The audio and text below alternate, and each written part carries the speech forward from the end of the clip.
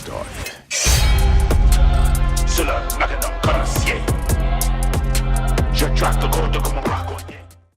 Welcome back, everyone. It's Charlie. Marvel just announced that they've totally removed the Blade movie from their release calendar and didn't give it a later date, meaning it's basically canceled for the foreseeable future. That's like the nice way that Marvel cancels a movie. Like, maybe someday we'll release it, but probably not. We'll explain what's going on, why they keep trying to ice skate uphill, like why it's been so hard for them to make a movie about a dude killing vampires. Wesley Snipes did it so well.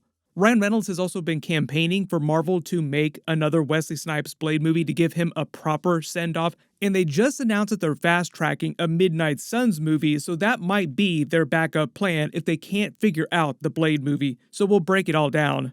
If you're brand new to the channel, be sure to subscribe to get all the videos. Big reminder that Venom: The Last Dance is out this week. My review should post on Wednesday. My full post-credit scene video, Easter eggs, breakdown for the entire movie will start posting after it actually comes out later this week. We're also doing a movie ticket giveaway for that. All you have to do to enter is just post all your predictions for what you want them to do with Blade in the MCU going forward.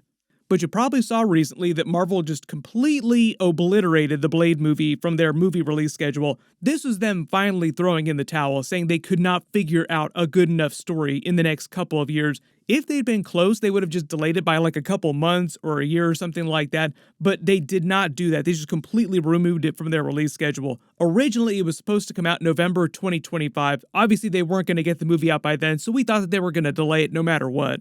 There are at least two dates that they could have used during 2026 or 2027. The only movies that they have scheduled for those years are Avengers Doomsday and Avengers Secret Wars, so like they could have put it any time during 2026 or 2027, but they completely removed it from their schedule and then added 3 more mystery movies to 2028 after Secret Wars, so it sounds like they're just completely pivoting past the Blade movie. Like, you know what? Let's not do the Blade movie. Maybe someday in like 50 years we'll figure out the Blade movie. So RIP, pour one out for Mahershala Ali's Blade movie. They're slowly making that Deadpool and Wolverine Wesley Snipes Blade joke more and more true every day.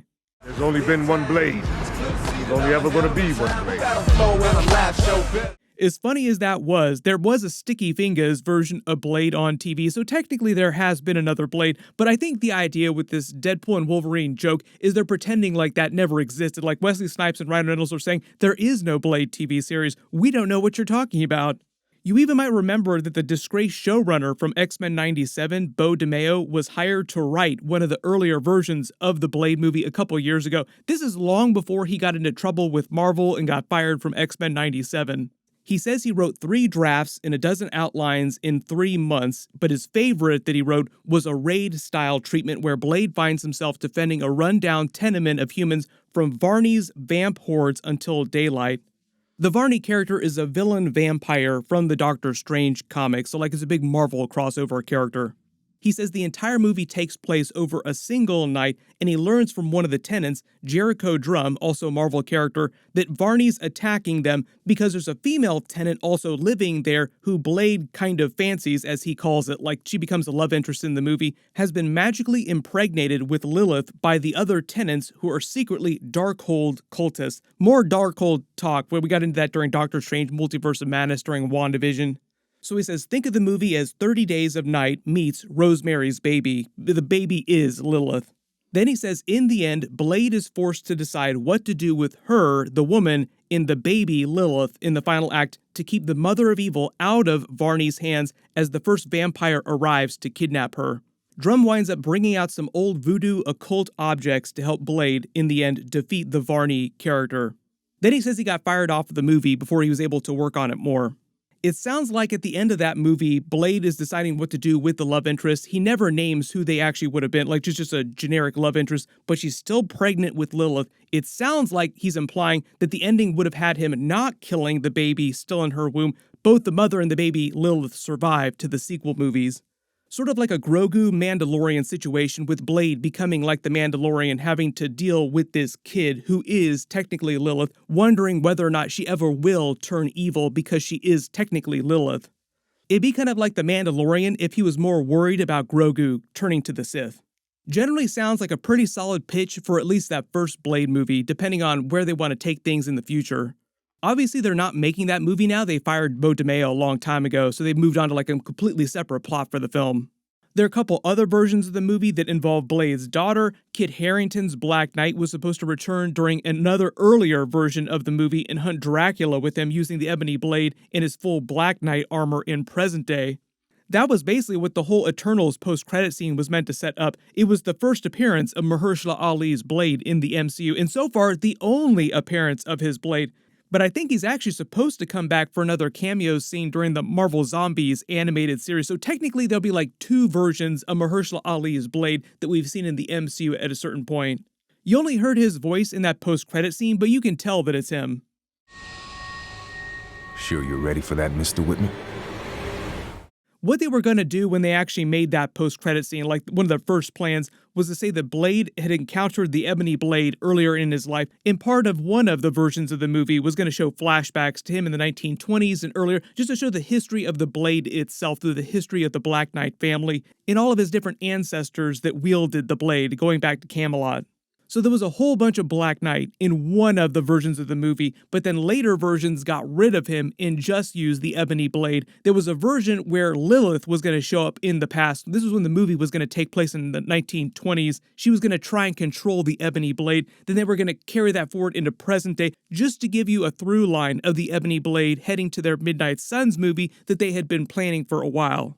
Since then, the last several years, there have been countless different writers, countless different versions of the movie, and Mahershala Ali apparently just is not happy with any of those versions. So if it wasn't clear, he's actually been the real holdup here, like he's waiting for what he feels like is the perfect Oscar-worthy Blade movie. Normally, you wouldn't think it's that hard to make a movie about a dude killing vampires, but he wants like the Oscar-worthy S+ tier version that's better than the Wesley Snipes Blade movies, and that's the thing that's really hard to do, because those first two Blade movies are top tier. It is going to be really hard to do better than those first two movies. And I think that's been Marvel's other big holdup, is that they don't want to make a Blade movie that feels like it's way, way weaker than Wesley Snipes' Blade. Like, he's right there, he's sitting waiting to do another Blade movie, and we didn't bring him back. Can you imagine the disgrace that Marvel would feel if they did a Blade movie without Wesley Snipes coming back to Cameo, and it wound up being way worse than the previous ones? At this point, it might even be better for Marvel to just pivot to that Logan-style send-off movie for Wesley Snipes' Blade that Ryan Reynolds is trying to make. Originally, Mahershala Ali's Blade movie was supposed to set up a Midnight Suns movie with a bunch of their supernatural characters teaming up against Lilith. And because they're fast-tracking that now, whereas they weren't before, they might actually just be pivoting to that. Like, we'll bring Blade back during that Midnight Suns movie with all the other big supernatural characters, like Moon Knight, Werewolf by Night, Ghost Rider, all the characters that you wouldn't expect to be on a traditional Avengers team, getting their own Avengers-style movie. Previously, Lilith was supposed to be the MCU villain in that movie. She was actually the first villain that the Midnight Suns faced in the comics when they teamed up too, so it makes sense that they would go to her first. They were going to introduce her to the MCU in one of the earlier versions of Mahershala Ali's Blade movie, played by Mia Goth, and she's actually still signed to play Lilith, so she still could continue to do that in Midnight Suns. You might remember that MCU Agatha Harkness actually interviewed her for another movie that she was doing. How prophetic it would be if they both come back in a Midnight Suns movie. I was not expecting to see you here. Thought you were, retired. And if you don't remember that era of Marvel movies, or you weren't around yet, like you weren't born yet, or you didn't have a chance to see those movies, Blade Trinity featured a very young version, early superhero version of Ryan Reynolds as Hannibal King from the Marvel Comics. There was a ton of drama on the set of that movie while they were making it. It was reported by wildly in the press, like it became a real big thing. Ryan Reynolds specifically calls it out in some of the jokes during Deadpool and Wolverine, where he says Blade never did like him.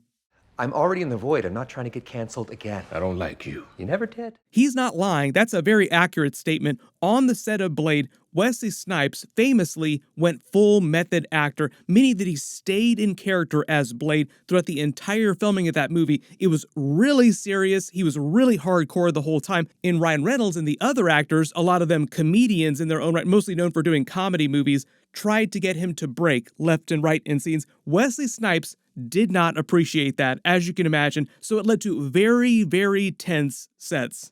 The way that Ryan Reynolds told the story, he said that he cold called Wesley Snipes after 20 years and sort of pitched him the idea of bringing his Blade character back. Wesley Snipes said that he loved the idea, like he was happy to hear from him to bring Blade back, but he, Wesley Snipes, did not think that Marvel, the studio, would let them do it. Like, they're never gonna go for this. Like, even though you want to bring all these characters back, there's no way they're gonna want me back. He figured that Marvel didn't really care about his Blade movies or bringing him back at all, which makes it sound like he had not secretly been talking to Marvel about coming back in Mahershala Ali's Blade movie. Like, Marvel was not even considering bringing him back in that. Which feels like a huge omission. Like, why wouldn't you even think about bringing him back at some point? Ryan Reynolds calls Wesley Snipes the godfather of both the Fox Marvel universe and the MCU because in his post here he says neither one of those would exist if that first Blade movie had not blown up as big as it did in the 90s, and he is correct in that. That was the movie that made studio executives at different places feel like they could actually create a cinematic universe of movies. Everybody let me know in the comments, if the Blade movie seems like it's not going to happen at like complete chaos, do you think that it's smarter for them to just pivot straight to Midnight Suns? And if they do that, how do you want them to bring Wesley Snipes back as a version of Blade? There are a couple ways they could accomplish that. He could play his version of Blade again from Deadpool and Wolverine. He could also just play a completely different character. Really big reminder, my Venom The Last Dance review will be up on Wednesday, and my full post-credit scene video, Easter eggs, breakdown videos will all start posting Thursday or Friday and through the weekend. Master the Chief and Sophie 6M, congratulations, you're the giveaway winner from my last big Venom video. Please email me on the About page of my channel so I can get your contact details. Everybody click here for my new Venom The Last Dance video, and click here for my Deadpool and Wolverine alternate ending, deleted scenes video, like all the Easter eggs from the bonus features. There are a billion. Thank you so much for watching, and I'll see you guys in the next one.